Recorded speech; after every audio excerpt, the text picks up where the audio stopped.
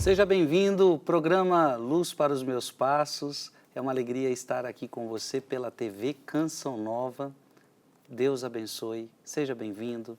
É muito bom, domingo à noite, estar aí com a sua família, na sua casa, com um programa tão maravilhoso. Deus abençoe você que nos acompanha pelo canal do YouTube, Frei Gilson Barros Fundo Monte, ou pelo canal do YouTube de Dom José Francisco Falcão. Em qualquer outro dia da semana, em horário à sua escolha, muitos acompanham também pelo canal do YouTube. Bem-vindo, aqui é um estudo da Sagrada Escritura, uma meditação sobre o Antigo Testamento, e estamos meditando sobre pecado original. Vamos dar sequência, porque os programas têm sido maravilhosos. Antes de tudo, quero acolher Dom José Falcão, que vai, mais uma vez, nos ensinar, nos ajudar a compreender tantas coisas. Sua bênção, que alegria ter o senhor aqui conosco. Deus abençoe sua vida, Frei Gilson. É uma alegria estar aqui de novo. Muito bom, Dom José. Dom José, no programa passado, o senhor deu uma definição do que é pecado original. A primeira definição o senhor nos deu. E agora, o senhor já deixou até algo no último bloco, no último programa, falando que o senhor ia nos conceder, na própria Sagrada Escritura, textos do Novo Testamento que tratam explicitamente do tema do pecado original. Então, queria ver se o senhor, poderíamos começar assim o programa, o senhor nos trazendo textos da Sagrada Escritura que provam essa realidade de pecado original.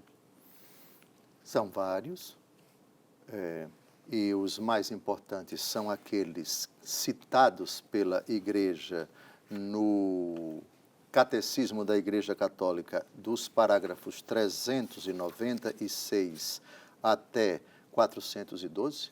É uma parte muito bonita do Catecismo, o pecado original. Nas notas de rodapé, no próprio texto, os versículos citados são os clássicos, não é?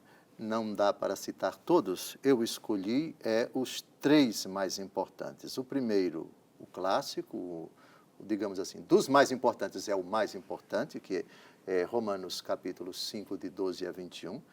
Depois um texto do capítulo 15 da 1 aos Coríntios. E, finalmente, Romanos 3, 23, que eu acho que já abordamos no encontro passado. Todos pecaram e estão privados da glória de Deus. Em todo caso, vale a pena a gente recordar o seguinte, que o dogma do pecado original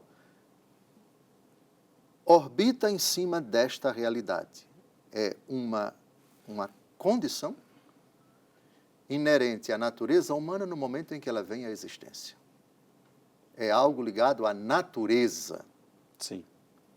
O pecado original toca a liberdade apenas para Adão e Eva. Para os seus filhos e todas as descendências, todas as gerações, até o último homem, o pecado original é, de novo, Frei Gilson, final do parágrafo 404 do Catecismo da Igreja Católica, a última frase, nós vamos tratar do parágrafo todo, mas recordemos, para que as pessoas não pensem, o ser humano que acabou de ser gerado, ele tem alguma culpa pessoal? Não. O que é culpa pessoal? Feita pela própria pessoa, com inteligência e com vontade. O pecado original nosso não é isso. É uma condição decaída da natureza humana no momento em que ela vem à existência. A frase, por favor. Por isso, o pecado original é denominado pecado de maneira analógica. É um pecado contraído e não cometido, um estado e não um ato. Pronto. É um estado sem a graça de Deus, privado da glória de Deus, Romanos 3, 23, em virtude de a natureza humana estar unida ao seu pai, Adão e Eva. Vamos ver mais para frente que Santo Tomás de Aquino vai usar uma imagem muito interessante. A imagem que ele vai utilizar, veja aí no começo do parágrafo 404. Em Adão nós somos um só corpo.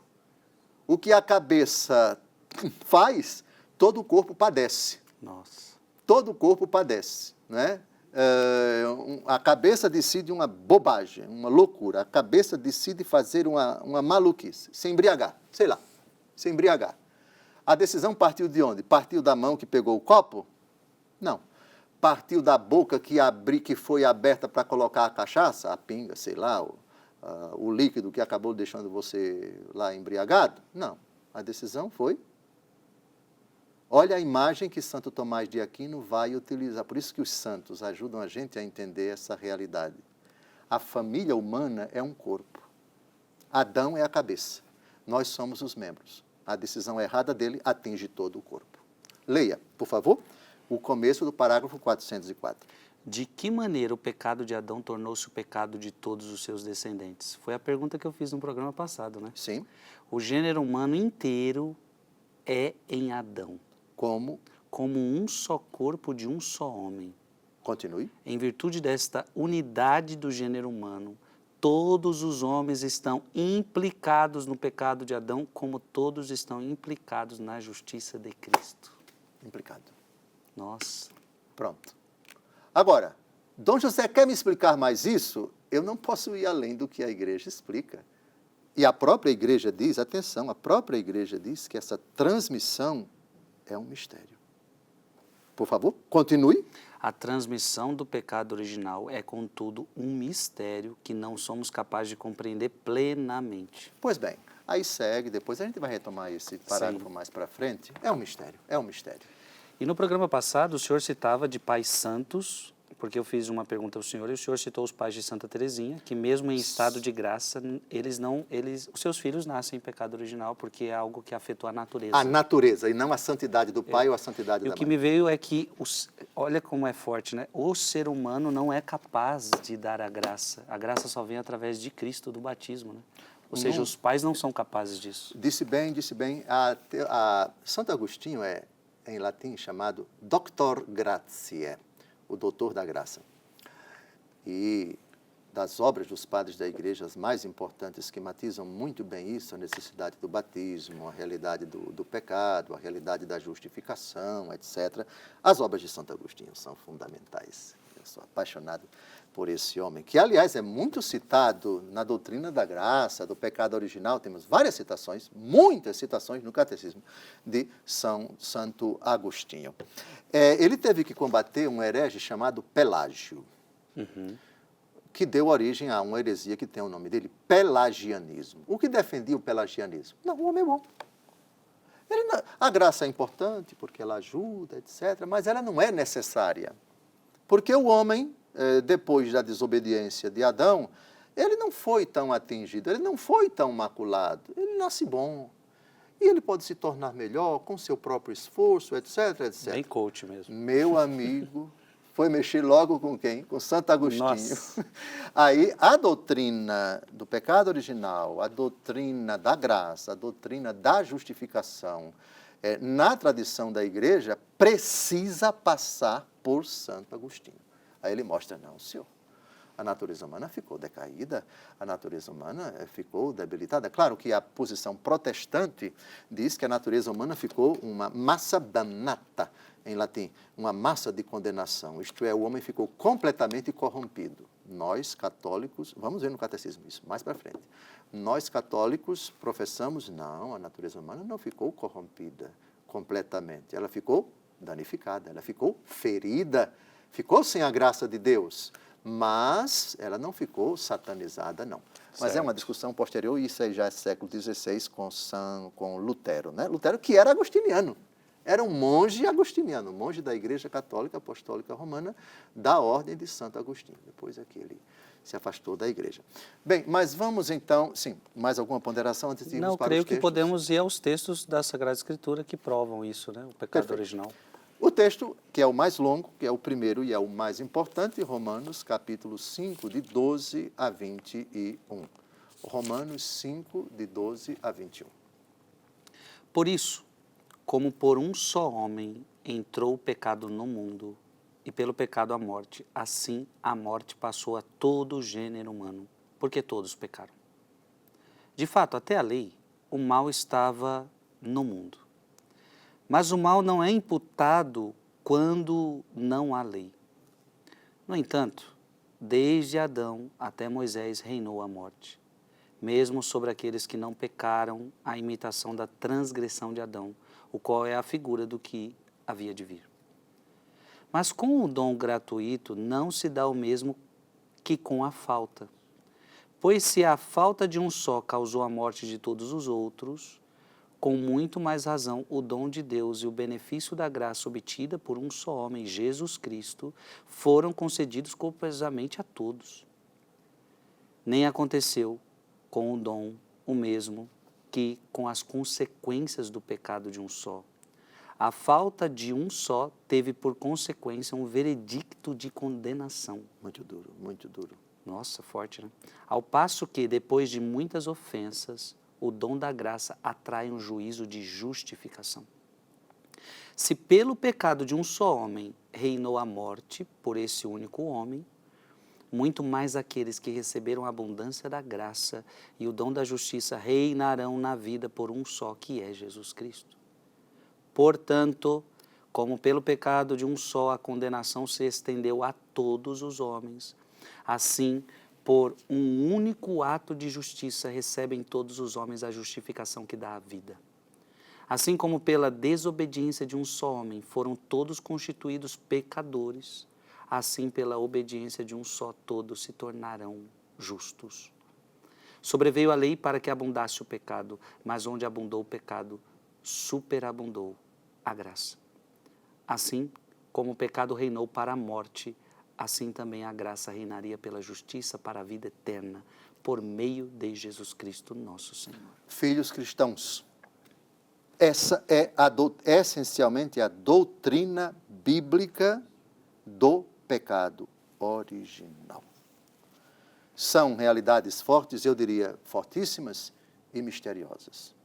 O Catecismo da Igreja Católica, parágrafo 404, é um mistério que não dá para explicar. Citei aqui Oniceia, certamente na edição vai colocar essas frases que eu coloquei em negrito. Todos pecaram. No caso dos descendentes de Adão, não pecaram como ele. Aqui é o estado, é a condição. A natureza humana já nasce privada da graça de Deus. A falta de um só causou a morte de todos. Não é justo! Sim, mas vá perguntar a Adão por que ele fez aquilo. Vá perguntar a Eva por que ela fez aquilo. Claro que não é justo. Quem disse que o pecado é justo? Quem disse que as consequências do pecado são consequências justas? Estamos diante de um mistério, pelo amor de Deus. Não me peça para explicar um mistério, porque eu sou de natureza humana, como você. A falta de um só teve por consequência um veredicto de condenação. Toda a humanidade, todos os descendentes de Adão, o veredicto de condenação, sem a graça de Deus, privados da glória de Deus. Isso é bíblico.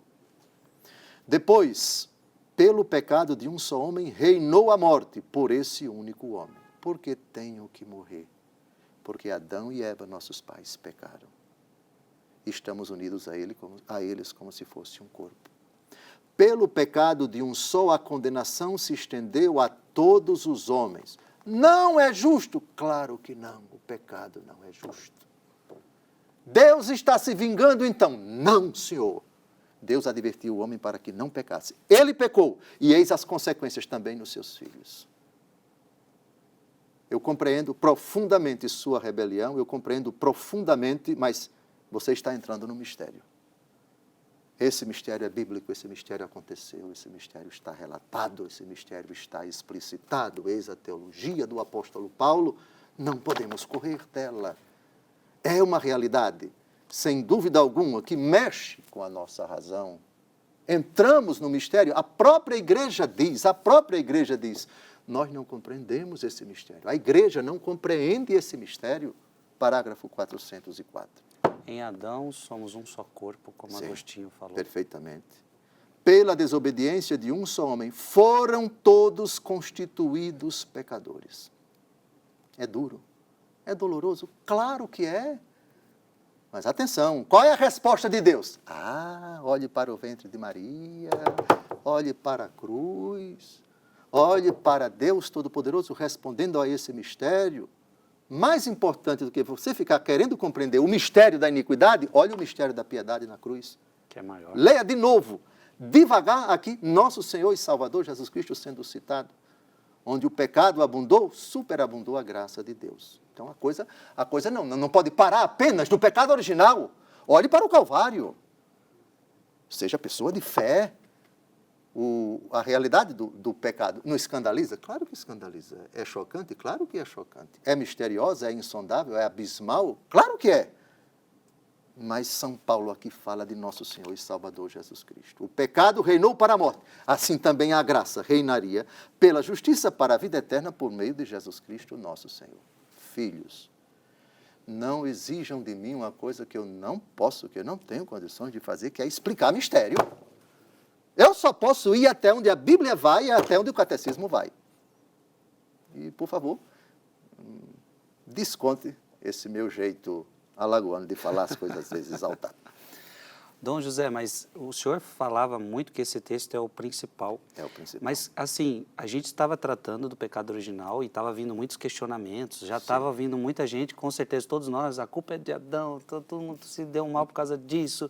Só que ler esse texto é maravilhoso. Sim. Porque aí Paulo pega Cristo, Adão, Cristo novo Adão. O primeiro Adão e o segundo Adão. Sim. E dá uma esperança muito grande e só ler o texto com calma a gente percebe então que Deus permite tudo isso porque Sim. viria algo muito maior. Sim, Senão, perfeitamente. Deus não, acho que é Agostinho, né? Deus não permitiria o mal se ele não pudesse tirar algo maior dele disso. um bem maior. Sim, essa frase é de Santo Agostinho, sim.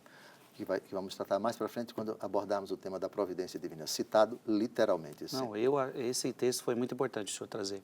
O senhor disse que teria mais, 1 Coríntios, por exemplo? Ah, sim, são textos menores, também do apóstolo São Paulo, Romanos, Coríntios, Romano e Coríntios. São Paulo é espetacular, com devido respeito aos outros apóstolos e aos discípulos, aos autores do Novo Testamento, porque foi ele quem sistematizou nas suas cartas a doutrina da graça, a doutrina da especificidade, eu diria da unicidade, eu diria da identidade do Novo Testamento com relação ao Antigo Testamento. Claro, temos que reconhecer também a carta aos Hebreus, a relação que é feita entre o antigo culto e o novo culto, o sacerdócio levítico, o sacerdócio de nosso Senhor Jesus Cristo, segundo a ordem do rei Melquisedeque, belíssima a exposição da carta aos Hebreus. Mas o grande corpo doutrinal, justificação, doutrina da graça, pecado original, o mistério da redenção em Cristo Jesus, as cartas do apóstolo Paulo. Vamos agora, 1 Coríntios, capítulo 15, versículos de 21 a 22. Com efeito, se por um homem veio a morte, por um homem vem a ressurreição dos mortos. Assim como em Adão todos morrem, assim em Cristo todos reviverão. Em Adão todos morrem. É a mesma temática do que ele descreveu em Romanos 5. Em Adão todos morrem. Por que eu morro? Por causa do meu pai Adão. Porque eu nasço sem a graça original, porque eu nasço privado da graça, por causa do nosso pai Adão. Estamos todos unidos, etc. Sim? E para concluir, o texto clássico aqui já citado muitas vezes por mim e por vossa reverendíssima, Romanos capítulo 3, versículo 23. Com efeito, todos pecaram e todos estão privados da glória de Deus. Perfeito. Essa frase não se aplica apenas aos pecados pessoais, mas o pecado original, que não foi cometido, ele foi herdado. De novo, parágrafo 404. É importante repeti-lo ad nauseam, como dizemos assim, para que as pessoas não interpretem o pecado original no sentido estrito, isto é, eu cometi com minha inteligência e com minha vontade. Não. De novo, por isso... Por isso o pecado original é denominado pecado de maneira analógica, é um pecado contraído e não cometido, um estado e não um ato. Aqui os nossos irmãos protestantes dizem que é por isso que eles não concordam que Maria é concebida sem pecado. Com este texto. Mas dizendo porque diz que todos pecaram. Sim. E aí aqui também está Maria Santíssima. Ah, bom. Bom, eu respondo assim, com o meu jeito alagoano. Bom, todos pecaram? É a regra. A regra é criada por Deus. Quem faz a regra, abre também a exceção. Deus é todo-poderoso para criar a regra e Deus é todo-poderoso para criar a exceção. Se você diz que Maria Santíssima foi concebida com pecado, Jesus morou num templo manchado pelo pecado e para ele se aplicaria em pecado minha mãe me concebeu. E aí, vai encarar? Você é capaz de sustentar que a mãe de Deus, manchada pelo pecado, Deus Santo, habitou num templo manchado pelo pecado? Quem mora numa casa manchada fica manchado. Outra. Maria Santíssima gerou Jesus sem a participação de nenhum homem. Como se fará isso se eu não conheço homem algum? A genética de Jesus Cristo é toda da genética de Maria. Não existe nada na cadeia de DNA do homem Jesus encarnado, nem de José, nem de nenhum homem. Isso quer dizer que o sangue do Redentor é um sangue puro, sem mancha. Você que sustenta que o sangue de Jesus tem poder e foi lavado pelo sangue de Jesus, se você sustenta que Maria Santíssima foi concebida em pecado, o sangue dela estava manchado pelo pecado, e esse pecado foi transmitido pelo cordão umbilical para o sangue de Jesus. Não sustente essa blasfêmia. Pense 2 vezes antes de sustentar que Maria Santíssima teve pecado. Pense 2 vezes. Manchou Nossa Senhora, manchou o filho dela. Mas eu amo vocês, por favor. Muito bom, Dom José. Dom José, eu tenho uma pergunta para o senhor. Efésios, se o senhor puder abrir o texto, Efésios capítulo 2, versículo 3. A minha pergunta é, eu vou lhe dizer 3 textos. Gostaria de perguntar se esses textos também enxergamos neles alguma coisa de pecado original. Efésios 2, 3. Também nós todos éramos deste número, quando outrora vivíamos nos desejos carnais, fazendo a vontade da carne e da concupiscência. Éramos como os outros, por natureza, verdadeiros objetos da ira. Aqui tem algum traço de pecado original nesse texto? Veja, eu creio que num primeiro momento não. Quando andávamos outrora nos desejos de nossa carne. Aqui São Paulo está insinuando uma pessoa adulta. Sim. Ou uma pessoa que tem a capacidade de entender e de decidir. Pecado original é na hora da concepção, não Sim. tem nada de inteligência e de vontade. Eu me inclinaria por responder, esse texto não trata diretamente do pecado original. E quando fala que éramos por natureza Sim. objetos da ira, Sim, aqui já é mais. Sim, o filho, na parábola do filho pródigo, enquanto está na pocilga, a sua natureza está manchada. Natureza, sim, natureza manchada. Mas lembre-se que é uma natureza a qual você, com a sua decisão, acrescentou o pecado. Veja, Pessoal. Isto é, natureza, nós éramos por natureza filhos da ira. Veja, andávamos outrora nos desejos de nossa carne, ou seja, a sua é manchada pelo pecado, foram acrescidos mais pecados. Entendi. Entendeu? Ou seja, aqui tem pecado pessoal envolvido. Sim, os desejos de nossa carne. Colossenses capítulo 2, versículo 13. Colossenses capítulo 2, versículo 13. Leia. Mortos pelos vossos pecados e pela incircuncisão da vossa carne, chamou-vos novamente à vida em companhia com ele. É ele que nos perdoou todos os pecados. De novo, mesma coisa. Aqui não está tratando diretamente de pecado original, porque aqui está supondo, veja, perdoou todas as nossas faltas. Aham. E que faltas são essas? Que faltas são essas? As faltas no contexto do próprio capítulo 2, que fala de erros, de doutrinas, de maluquices, de filosofia segundo o mundo.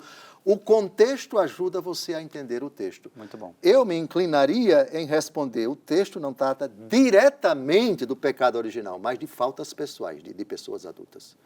Muito bom essa questão para a gente também fazer essa diferença. O senhor trouxe textos que tratam explicitamente do pecado original. E estes têm envolvido as faltas pessoais. Sim. O último texto está quase acabando, mas a gente, se não der tempo, vamos para o próximo. Romanos capítulo 7, versículo de 18 a 19. Romanos capítulo 7, 18 a 19. Quando Paulo diz, eu sei que em mim, isto é, na minha carne, não habito bem. Aí, por exemplo, me pergunta se quando ele diz isso, na minha carne, não habito bem, ele está se tratando do pecado original.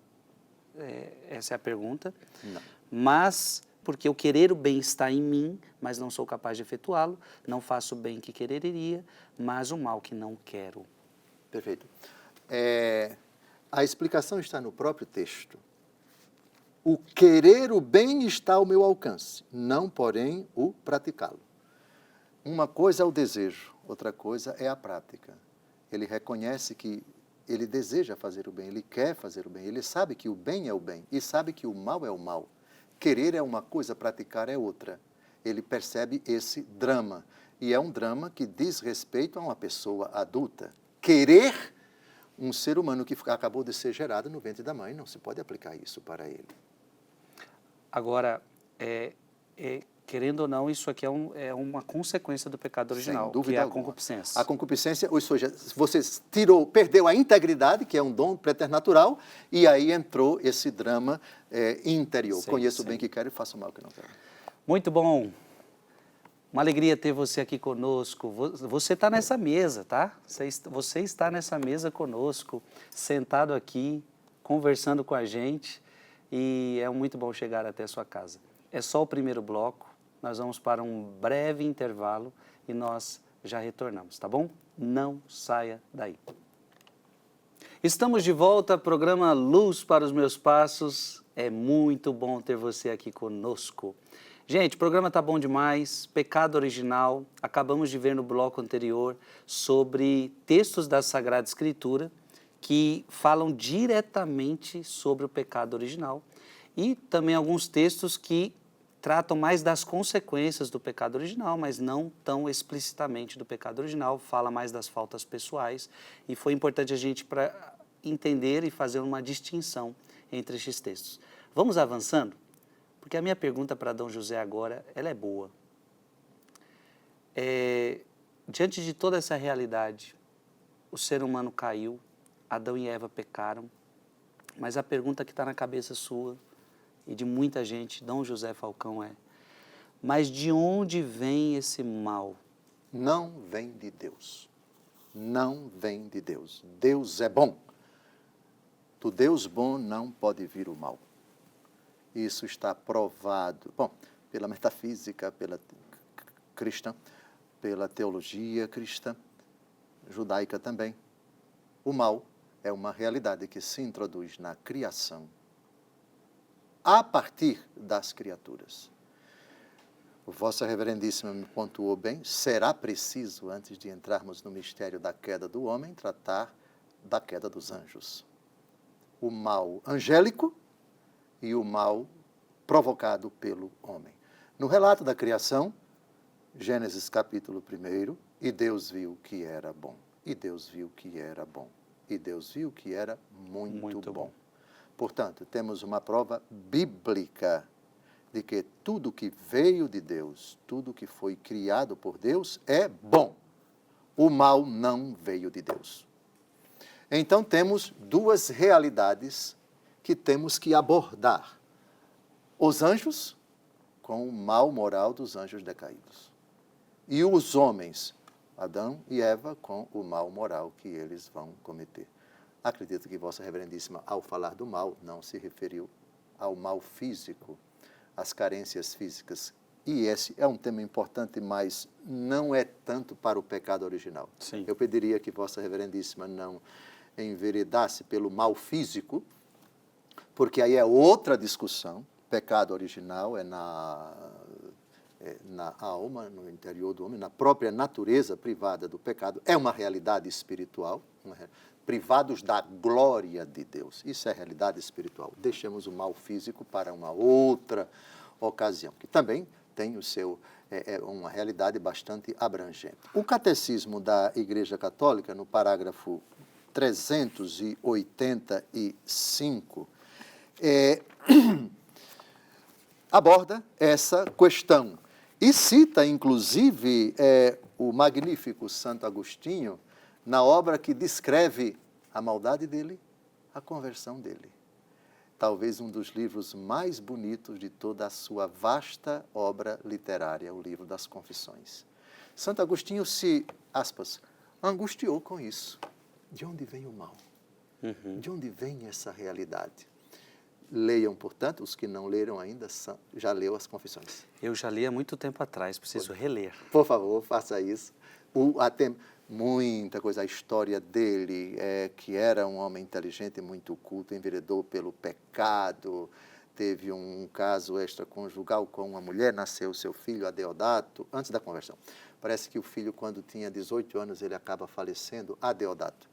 Depois vem as suas inquietações, mexeu com o estoicismo, mexeu com o platonismo, com o aristotelismo, com várias doutrinas filosóficas do maniqueísmo e tal, e nenhuma resposta ele encontrava, ficava cada vez mais angustiado, etc., até que Deus Todo-Poderoso colocou Santo Ambrósio na vida dele, ele se converte, se batiza lá em Milão, volta com Santa Mônica, na Península Itálica, ele acaba morrendo, a mãe morrendo, ele enterra a mãe lá mesmo em Ostia, se não me engano, e parte para Hipona, depois lá ele é ordenado sacerdote, depois se torna bispo e tal, e se torna esse majestoso, grandioso escritor, uma das mentes mais luminosas da história da Igreja. Ele vai ser citado aqui na resposta do catecismo a esse mistério que Vossa Reverendíssima apresentou, a essa pergunta fundamental. Por favor, Catecismo da Igreja Católica, parágrafo 385.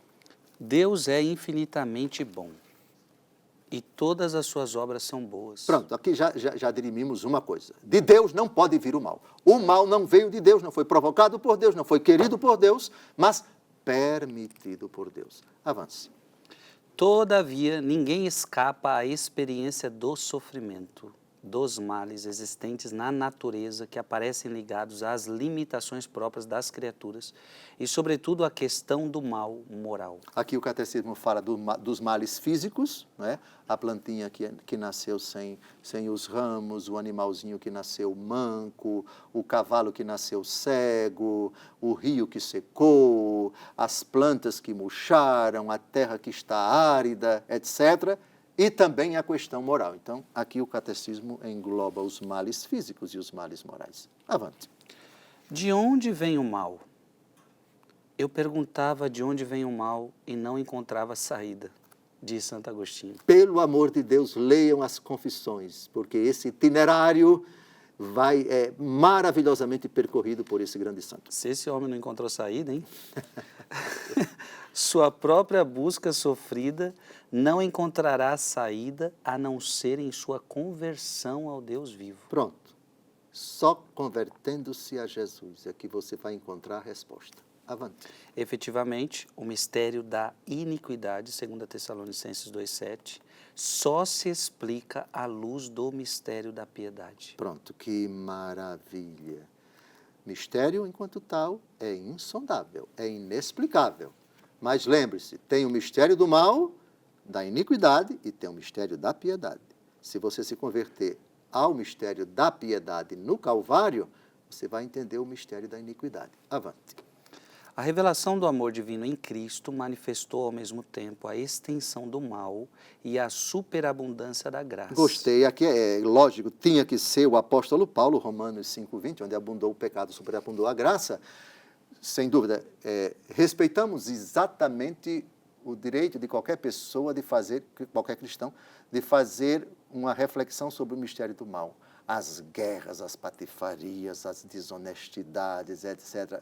Certo. O mal está espalhado no mundo inteiro. Está, ponto e vírgula. Mas seja honesto em dizer que a graça superabundou. Ou seja, onde tem a presença do mal, a graça de Deus está infinitamente maior ali. Mas eu não enxergo. Quer dobrar os seus joelhos?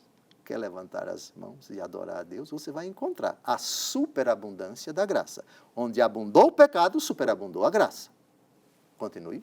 Precisamos, pois, abordar a questão da origem do mal, fixando o olhar de nossa fé naquele que somente ele é o vencedor do mal.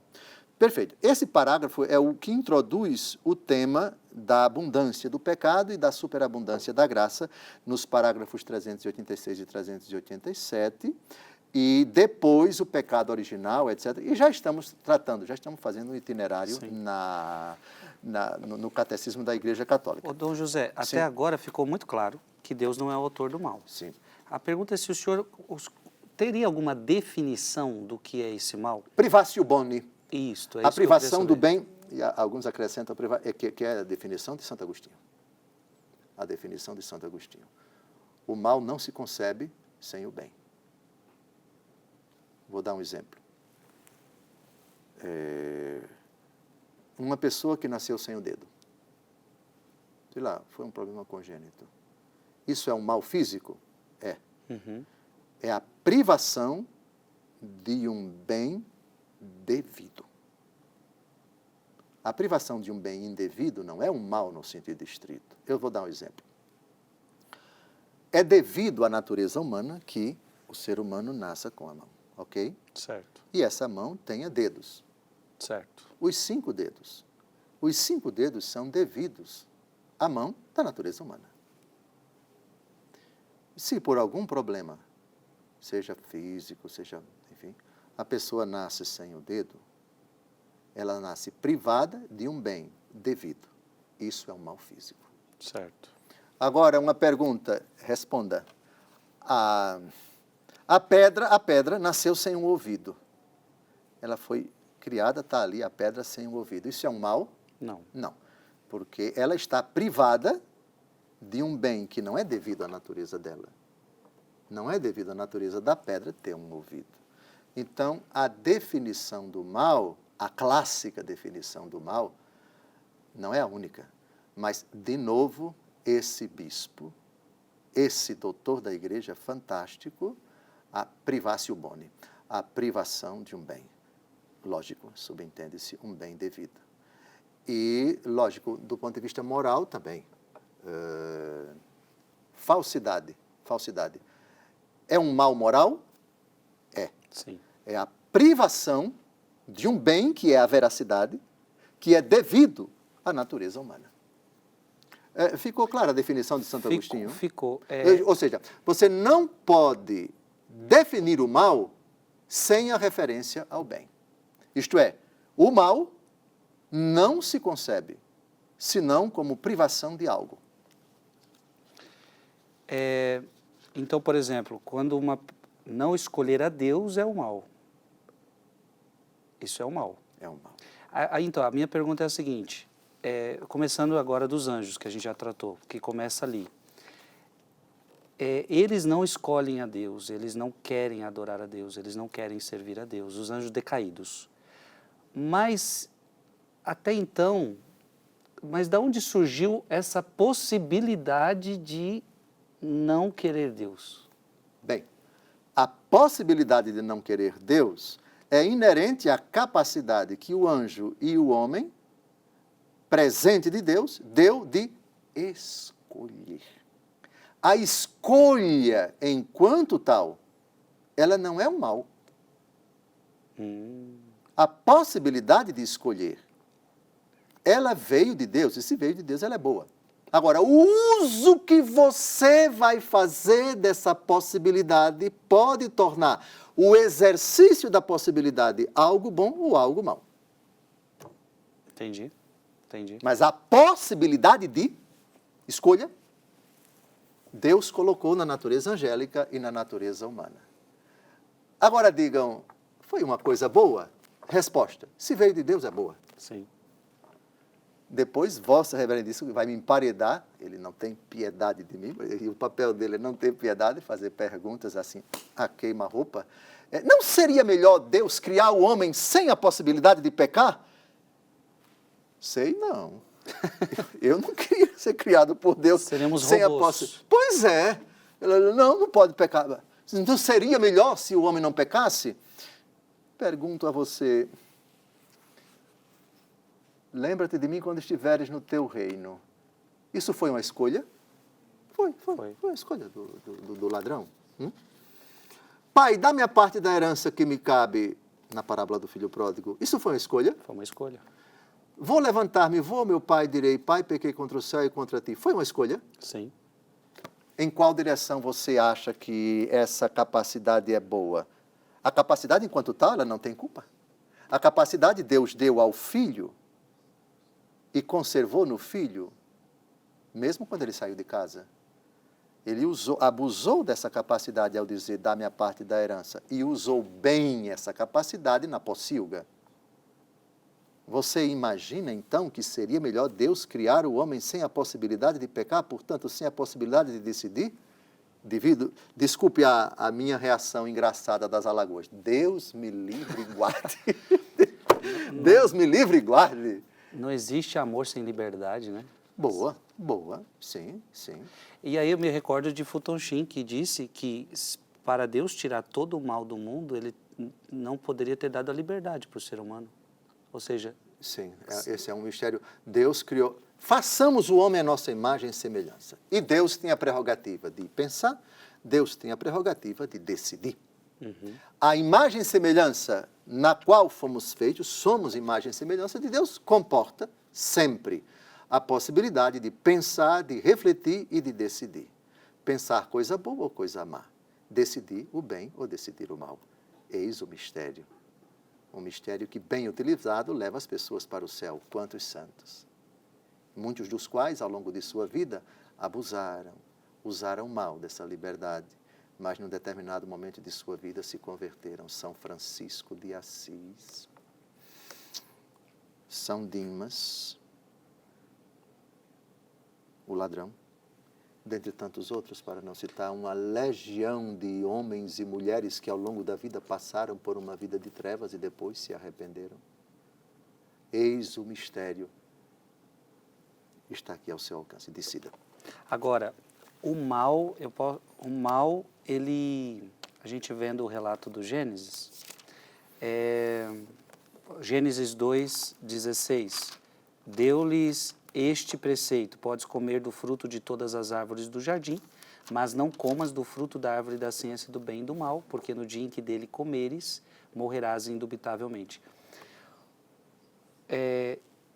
O mal, o senhor falou dessa realidade que o mal só pode ser entendido com o bem. Sim. Sem o bem, o mal não é entendido. Em outras palavras, eu só posso saber que é mal depois da lei que me foi dada. Não. De forma alguma.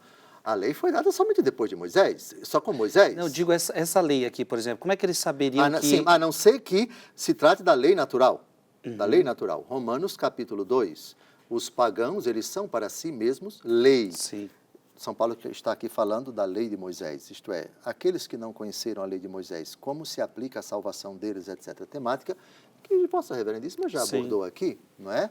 Sim, no sentido de lei natural, Deus coloca na natureza humana um certo conjunto de realidades que possibilita esse conjunto um discernimento do que é certo e do que é errado, do bem e do mal, ainda que a pessoa tenha vivido numa época bem longínqua, bem remota, bem anterior a Moisés. A minha pergunta é o seguinte, é mal comer essa árvore, do fruto dessa árvore, Certo. porque Deus falou que aquilo era um mal. Sim, porque foi uma ordem dele não comer.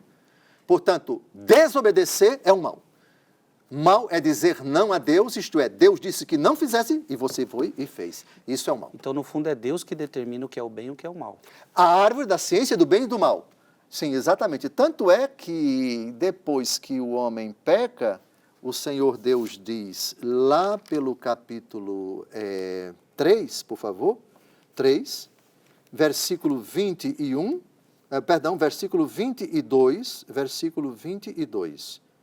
E o Senhor Deus disse, eis que o homem se tornou como um de nós, conhecedor do bem e do mal. Ou seja, o homem se colocou no lugar de Deus, sem Deus, contra Deus.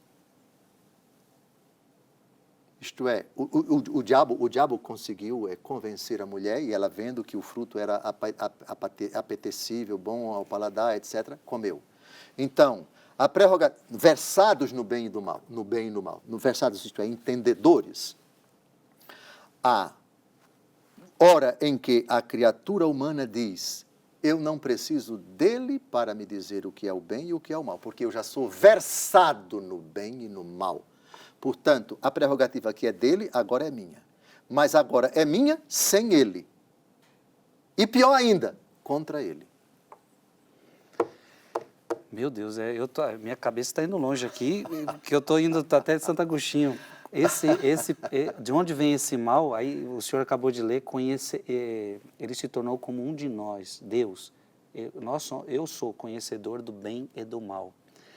Então esse mal que Deus conhece é tudo que está fora dele. Não. Tudo que está fora dele contra ele. Porque tudo que está fora dele é o que ele fez. Façamos. Contra ele. Faça-se a luz, etc, etc. A criação, enquanto tal, ela só se torna contra Deus. O tema do apóstolo Paulo na carta aos Colossenses, por exemplo, ele veio pacificar, ele veio reconciliar todas as coisas em Cristo. O tema de Colossenses capítulo 2. Instaurare omnia in Cristo. Recapitular, instaurar, restaurar todas as coisas em Cristo. Com o pecado, a criação ficou, digamos assim, não em paz com Deus. É o tema desenvolvido por São Paulo. Agora, em Cristo, a criação está reconciliada com ele. Mas, enquanto criação, tudo aquilo que está fora de Deus é bom. Sim. Portanto, não é mal. É o pecado que introduz essa realidade de inimizade e a pacificação das criaturas com o Pai, ela é feita pelo sangue de nosso Senhor e Salvador Jesus Cristo. E em resumo, Dom José, nós só vamos conhecer e entender o mistério do mal, como o Catecismo disse, com a cruz. Sim. Senão... E o mistério da cruz não é esgotável. Quem é que pode compreender o mistério de Deus, não é? O mistério que São Paulo, no final da carta aos Romanos, capítulo 11, vai chamar de abismo. Abismo da ciência do poder de Deus. Vamos a Romanos, capítulo 11. Nem o mistério da cruz a gente vai entender. A gente vai se abismar, a gente se abisma, a gente se ajoelha, louva, glorifica, bendiz a Deus, se joga no mistério de Deus, prega o mistério de Deus em Cristo Jesus, mas enquanto mistério, ele nunca pode ser esgotado. Nem no céu vamos compreendê-lo, mas quanto mais a gente compreender, mais ele vai se revelar mistério, porque Deus sacia nossa inteligência, Deus se revela, mas o Deus que se revela é o Deus que continua abscôndito. E quanto mais ele se revela, mais abscôndito ele permanece. E quanto mais abscôndito, mais se revela. E isso por toda a eternidade. E isso jamais acabará. Eis a beleza do céu. Participar do mistério de Deus. Romanos, capítulo 11, versículos de 33 a 36. É bonita, linda essa conclusão dos 3 capítulos em que São Paulo, 9, 10 e 11, ele descreve o amor de Deus pelo seu povo, Israel, fala da restauração futura, fala da paixão do apóstolo Paulo pelo seu povo. É a única vez que São Paulo deseja ir para o inferno. Sabia disso? Paulo? Sim. Sabia, não? Que eu lembro do que o senhor já tratou num dos programas. Sim, São Paulo deseja ir para o inferno, mas por amor, por amor. Sim. Mas vamos ler o texto, depois a gente vai para o desejo de São Paulo de ir para o inferno. Ó abismo de riqueza, de sabedoria e de ciência em Deus! Quão impenetráveis são os seus juízos e inexploráveis os seus caminhos! Quem pode compreender o pensamento do Senhor? Quem jamais foi seu conselheiro? Quem lhe deu primeiro para que lhe seja retribuído? Dele, por ele, para ele são todas as coisas, a ele a glória por toda a eternidade. Amém. Maravilha, né? É o finalzinho, é abismo. A cruz é um abismo. Sim. A ressurreição é um abismo. O mistério do Natal é um abismo, o mistério da encarnação é um abismo, o mistério do agir de Deus e o mistério do ser de Deus, os seus planos, os seus desígnios impenetráveis, bonito, né, São Paulo? Impenetráveis, sim, insondáveis, etc. Bom, quanto a São Paulo desejar ir para o inferno, Romanos capítulo 9, versículo 3... vai até todo o capítulo 9. Mas aqui nós temos o apaixonado judeu São Paulo não deixou de ser judeu, ele deseja ir para o inferno, que ele ama tanto o seu povo, que ele chega a desejar ir para o inferno, contanto que o seu povo se salve. Romanos 9, de 1 a 3. Digo a verdade em Jesus Cristo, não minto, a minha consciência me dá testemunho pelo Espírito Santo, sinto grande pesar, incessante amargura no coração, porque eu mesmo desejaria ser reprovado, separado de Cristo, por amor de meus irmãos, que são do mesmo sangue que eu, segundo a carne. Olha, e continua, né? Eu desejaria ser separado de Cristo, ou seja, se eu pudesse, eu amo tanto o meu povo, e quero tanto que ele se salve, que eu seria capaz de dizer, Senhor, me mande para o inferno, contanto que o meu povo se salve. Isso é uma prova contundente de que São Paulo, mesmo perseguido pelos seus, perseguições cruéis, viu? Sim. Cruéis, tremendas, implacáveis, mas ele nunca deixou de amar o seu povo. Faltam 3 minutos, fique à vontade. Eu creio que não vai dar para a gente avançar uma próxima temática que eu queria lhe perguntar. Meu Deus do céu, eu creio, Dom José, que a gente pode terminar com isso. Eu posso dizer, o mal é grande, o mal entrou no mundo.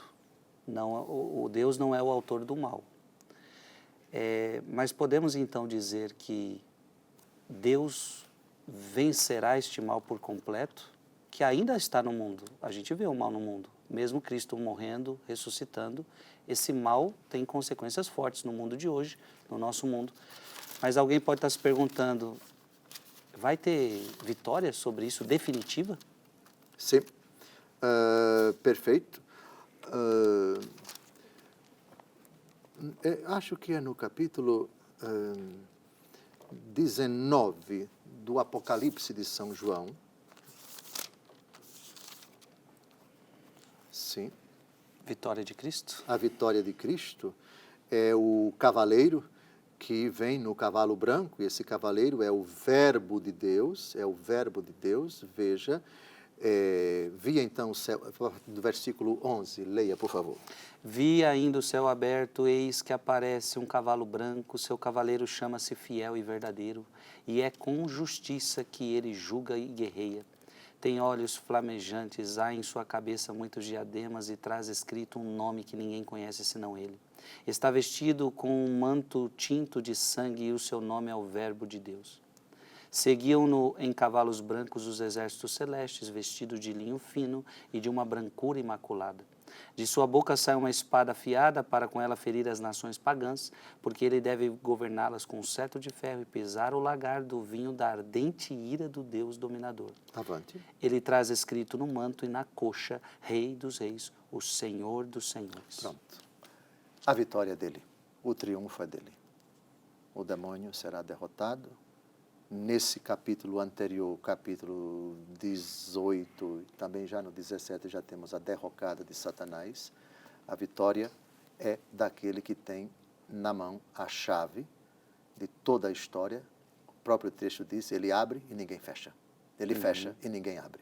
A palavra decisiva, a palavra definitiva é do Senhor Jesus. Então o mal tem seus dias contados. Tem. Gente, muito bom. Terminamos mais um programa. Foi muito bom ter você aqui conosco. Saiba que é sempre uma alegria estudar com você, meditar com você a palavra de Deus. E Deus vai assim iluminando o nosso coração, a nossa mente, o nosso caminho. Deus te abençoe.